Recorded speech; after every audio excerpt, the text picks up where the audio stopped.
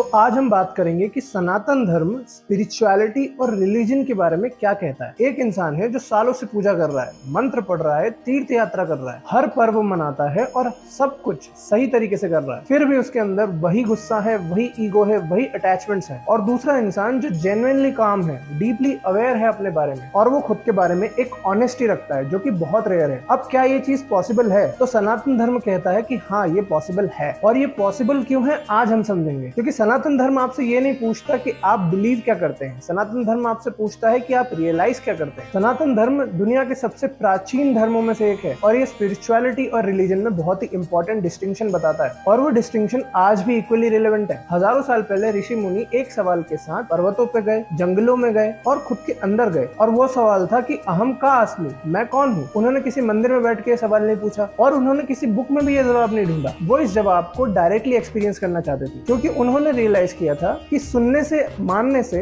वो उन्हें नहीं मिलेगा जो वो ढूंढ रहे हैं। उपनिषद जो सनातन धर्म के सबसे प्रोफाउंड टेक्स्ट है, ये एक डायलॉग है टीचर और स्टूडेंट्स के बीच में, और उस डायलॉग में एक ही चीज बार बार आई कि आत्मा को जानो। अब वो आत्मा क्या है? वो आपका डीपेस्ट नेचर है, वो जो इस बॉडी के पहले भी था, वो जो इस बॉडी के बाद भी रहेगा, और वो प्योर कॉन्शियसनेस है जिस पर थॉट्स आते हैं, इमोशंस आते हैं और फिर जाते हैं। Scriptures are map but the territory is within you. कोई भी मैप आपको वो एक्सपीरियंस नहीं दे सकता जो आपको जर्नी एक्सपीरियंस देगी। तो आज हम 5 डायमेंशंस को डिस्कस करेंगे एक फ्लो में, और ये सब एक बड़ी पिक्चर के छोटे छोटे पीसेस हैं। तो पहला डायमेंशन है रिचुअल्स वर्सेस रियलाइजेशन। सनातन धर्म रिचुअल को खत्म नहीं करता, डिसमिस नहीं करता। पूजा, मंत्र, तीर्थ, ये सब एक पर्पस सर्व करते हैं। वो सब एक certain quality of attention mind में डेवलप करते हैं, वो एक डायरेक्शन देते हैं। लेकिन रिचुअल्स एक पाथ है, कोई डेस्टिनेशन नहीं है। कोई भी पूजा पाठ, कोई भी रिचुअल्स तब तक काम नहीं करेगा जब तक वो आपके अंदर कुछ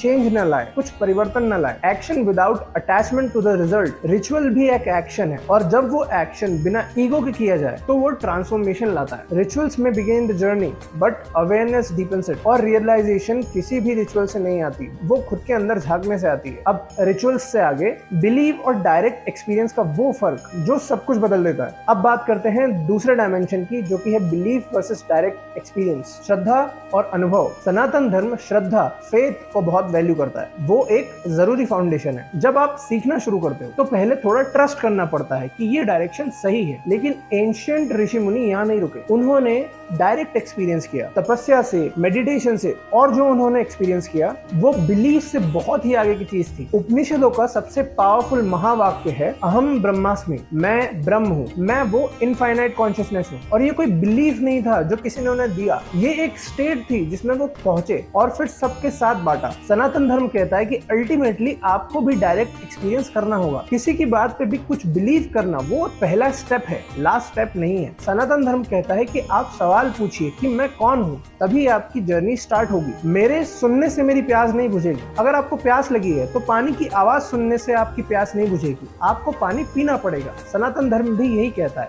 कि रियलाइज करना पड़ेगा, सिर्फ मानने से बात नहीं बनेगी। एक्सपीरियंस पर्सनल होता है, लेकिन आउटर प्रैक्टिस और इनर ट्रांसफॉर्मेशन में गैप क्यों आता है? तो अब बात करते हैं डायमेंशन नंबर 3 की, जो कि है आउटर प्रैक्टिस और इनर ट्रांसफॉर्मेशन। मंदिर एक रिमाइंडर है, मूर्ति एक सिंबल है, वो उस इनफाइनाइट को रिप्रेजेंट करती है जो रिप्रेजेंटेशन से बहुत ही बाहर है। मंत्र एक टूल है जो माइंड को एक सर्टेन फ्रीक्वेंसी पे लेके जाता है। जब आप मंदिर जाते हो तो वो बाहरी जगह आपको एक अंदर की जगह से कनेक्ट कराती है। लेकिन सनातन धर्म एक बहुत ही क्लियर बात कहता है कि मंदिर जाने से जो आपको अंदर की जगह के बारे में मालूम चला है वो आपके अंदर हमेशा है, बस आपको अंदर झांकने की जरूरत है। आप कहीं पे भी हो, वो हमेशा आपके साथ है। भगवत गीता में कृष्ण जी अर्जुन से कहते हैं कि जो आत्मा को जानता है वो कभी ना मरता है और ना कभी मारा जा सकता है, चाहे इस दुनिया में सब कुछ बदल जाए। अब आउटर प्रैक्टिस तब मीनिंगफुल होती है जब वो इनर अवेयरनेस की तरफ पॉइंट आउट करती है, जब वो एक वेहिकल बन जाती है, एक डेस्टिनेशन नहीं बनती। अब सनातन धर्म का एक कॉन्सेप्ट भक्ति योग भी है। रियल भक्ति वो है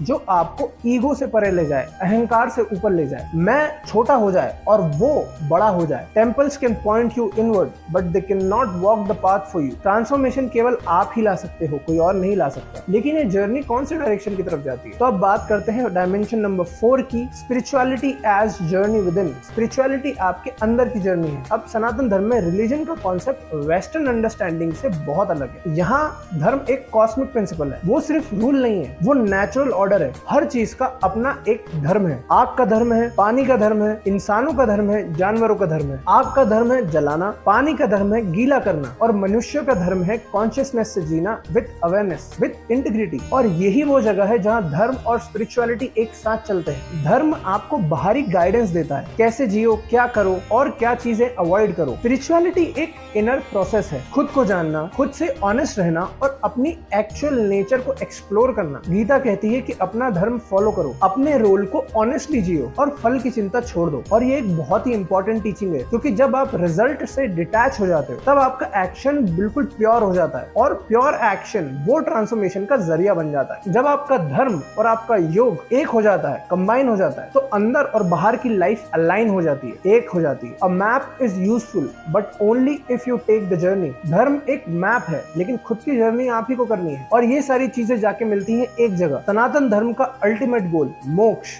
फ्रीडम, लिबरेशन। लेकिन फ्रीडम किससे? किसी भारी चीज से नहीं, अविद्या से, इग्नोरेंस से, उस मिथ से कि मैं सिर्फ ये बॉडी हूँ, मैं केवल एक नाम हूँ। आत्मज्ञान, सेल्फ रियलाइजेशन, वो रियलाइजेशन है कि आप इस लिमिटेड बॉडी से बहुत ज्यादा हो। आप ये जानते हो कि ये थॉट्स मुझ में नहीं आ रहे, ये इमोशंस मुझ में नहीं आ रहे। आप एक ऑब्जर्वर बन जाते हो। आप ये जानने लगते हो कि ना आत्मा का जन्म होता है ना मरण होता है, वो केवल इस कॉस्मिक प्ले की एक विटनेस बन जाती है। और ये कोई इंटेलेक्चुअल इन्फॉर्मेशन नहीं है, ये रियलाइजेशन है। सनातन धर्म कहता है कि ये रियलाइजेशन किसी को भी हो सकती है, जो धर्म में मानता है या नहीं मानता हो। वो किसी भी बैकग्राउंड का हो सकता है, किसी भी वर्ण का हो सकता है, किसी भी जाति का हो सकता है। ये चीज किसी भी एक इंसान के लिए नहीं है। सनातन धर्म आपको सिखाता है कि आत्मा और ब्रह्म दो अलग अलग चीजें नहीं है, वो एक ही चीज है। अब बहुत ही जरूरी बात, सनातन धर्म किसी भी रिलीजन को डिसमिस नहीं करता, किसी भी ट्रेडिशन को मना नहीं करता, किसी भी रिचुअल को मना नहीं करता। वो कहता है कि ये सारे बहुत ही पावरफुल टूल्स हैं, जो कि सेंचुरीज की विद्या से बनाए गए हैं, सेंचुरीज की विजडम से बनाए गए हैं। और एक अवेयर इंसान के हाथ में ये सारे टूल्स बहुत ही यूजफुल होते हैं। ये सारी चीजें आपको एक कम्युनिटी देती है, एक एंकर देती है, एक डायरेक्शन देती है। लेकिन कोई भी टूल तभी यूजफुल है जब उसे यूज करना आता हो